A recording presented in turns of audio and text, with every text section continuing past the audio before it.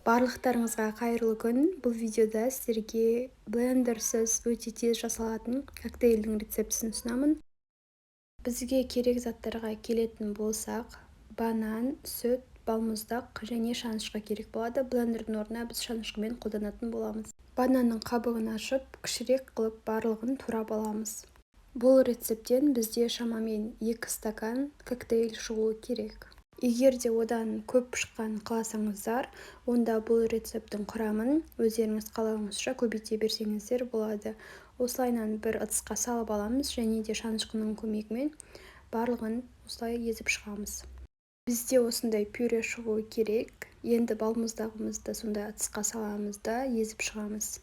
Өзіңіз қалаған кез келген жеміс, кез келген балмұздақ қоса берсеңіздер болады. Сонда сіздерде неше түрлі вкустар шығатын болады.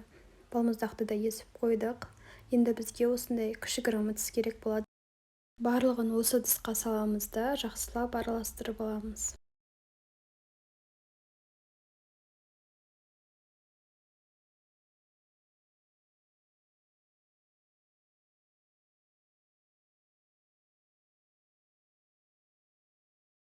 Соңында осындай корица қоссаңыздар болады, бірақ ол маңызды емес. Мен жақсы көретін болғандықтан көбірек қылып қостым.